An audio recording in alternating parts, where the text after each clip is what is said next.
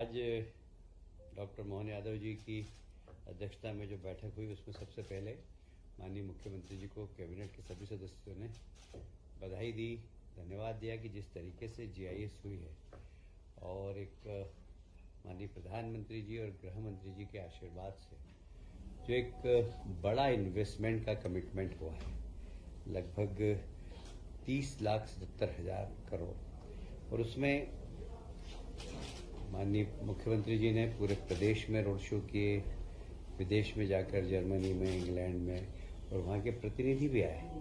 तो ये जो सरकार की जो मेहनत है उसका परिणाम है कि जीआईएस में बहुत बड़ा इन्वेस्टमेंट आया है। उद्योग विभाग ने लगभग 12 करोड़ 2 लाख का है, नवीनीकरण में 5 करोड़ 72 लाख का है, खनन एवं खनिज में 3 करोड़ 22 लाख, सॉरी मैं गलत बोल के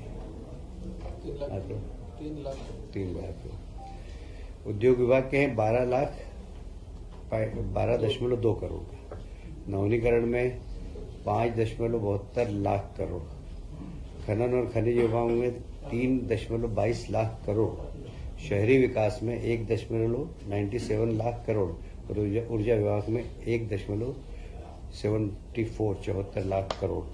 इस प्रकार कुल प्रस्ताव पास हुए थे और ये धरातल पर उतरे हैं। इसके लिए माननीय मुख्यमंत्री जी निर्देश दिए हैं कि सारे प्रमुख सचिव हर सप्ताह में अपने अपने विभाग की समीक्षा करें और माननीय मुख्य सचिव 7 दिन में और माननीय मुख्यमंत्री जी मुख्य सचिव 1 दिन में महीने भर में और माननीय मुख्यमंत्री जी 2 माह में इसकी समीक्षा करेंगे।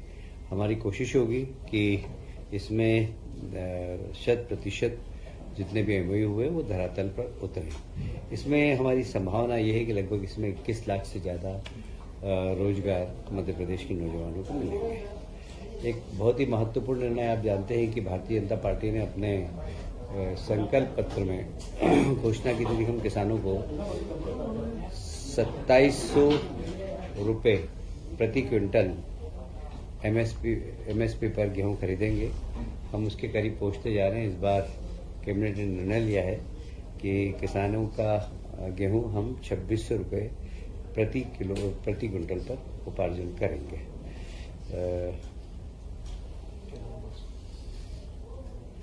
उपार्जन कार्य 15 मार्च से प्रारंभ हो जाएगा। तो उसी प्रकार धान उपार्जन, हमारे यहाँ धान 3-4 जिलों में बहुत अच्छी होती है, तो उनको भी 4,000 प्रति माह प्रोत्साहन राशि प्रति हेक्टेयर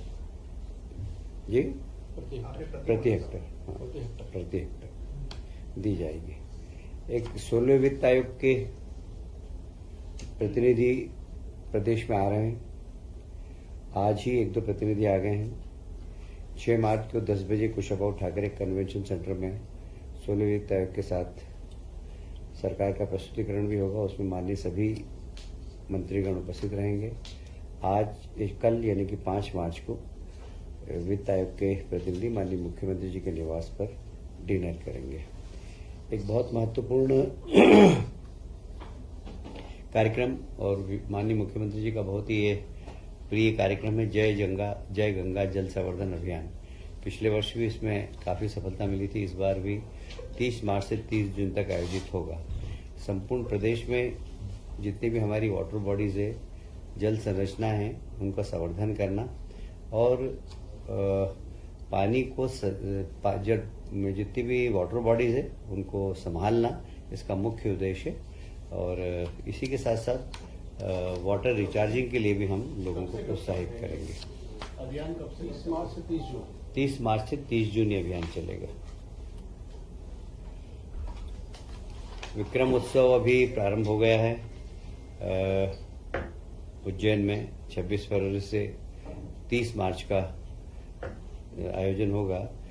इसमें 30 मार्च को गुड़ी पड़वा भी है और गुड़ी पड़वा आप जानते हैं कि भारतीय कैलेंडर का प्रथम दिन है और मध्य प्रदेश की सरकार उसे मनाती है। और जनता से भी आग्रह है कि इस गुड़ी पड़वा के पर्व को धूमधाम से मनाएं, जिससे हमारे आने वाली पीढ़ी को ये पता हो कि भारतीय कैलेंडर वर्ष गुड़ी पड़वा से प्रारंभ होता है।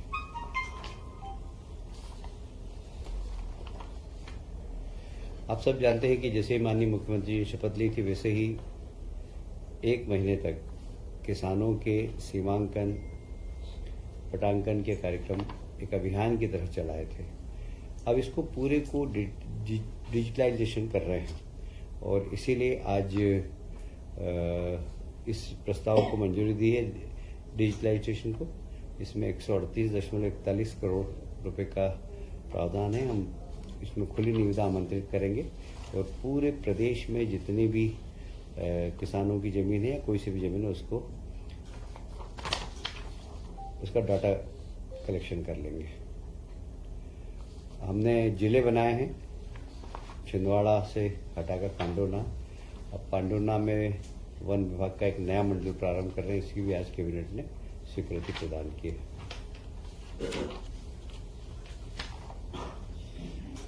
आप सभी जानते हैं कि माननीय प्रधानमंत्री जी हमेशा एक बात कहते हैं कि बच्चे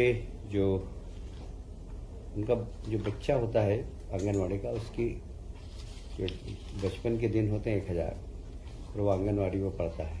वहाँ पर ही अगर उसको संस्कार दे दिए जाएँ, अच्छी खिलाई पिलाई कर दी जाए, तो वह एक अपने जीवन में अच्छा बनता है।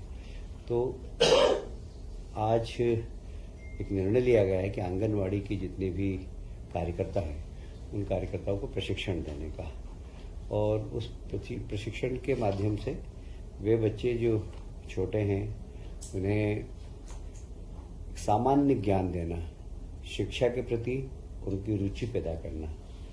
तो इन सब के लिए आंगनवाड़ी कार्यकर्ताओं को एक प्रशिक्षण देकर उनका एक दृष्टिकोण बनाएंगे कि इन बच्चों का किस प्रकार विकास करना चाहिए। क्योंकि आंगनवाड़ी कार्यकर्ता उसको एक सरकारी नौकरी की तरह नहीं करे, इस प्रकार करे कि हमारे बच्चे और हमें इन्हें संस्कार देना और हमें शिक्षा के प्रति आकर्षित भी करना है। तो वहाँ पर बच्चों के जो छोटे छोटे खेल होते हैं वो भी, और यह केंद्र प्रवर्तित आंगनवाड़ी पोषण 2.0 योजना के अंतर्गत पोषण भी और पढ़ाई भी, इसके अंतर्गत इस कार्यक्रम को लिया गया है।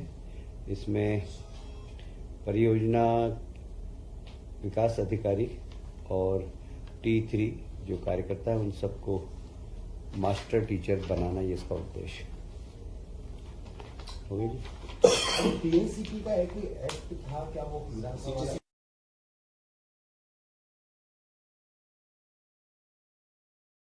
था कि प्लानिंग एरिया के अंदर आईडीए और नगर या प्लानिंग एरिया के बाहर साडा, ये दोनों को ही अधिकार थे कि वे वहां पर निवेश कर सकें।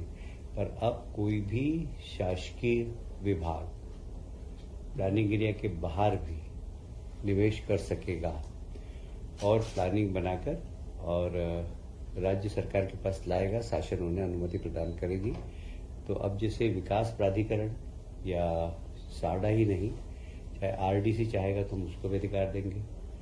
औद्योगिक डेवलपमेंट, इंडस्ट्रियल डेवलपमेंट क्या है वो आईडीसी, एमपीआरडीसी, वो अगर चाहेगा कहीं पर तो हम उनको भी परमिशन देंगे। पर छोटे प्रोजेक्ट नहीं, बड़े प्रोजेक्ट हो, कम से कम 500 करोड़ के प्रोजेक्ट हो कम से कम, तो वो अनुमति मांगेंगे तो हम उनको ये निवेश करने का अधिकार देंगे। सीपीए भी विलय किया गया था शिवराज की सरकार में, फिर अभी मोहन जी ने कहा था कि सीपीए को हम अलग कर देंगे।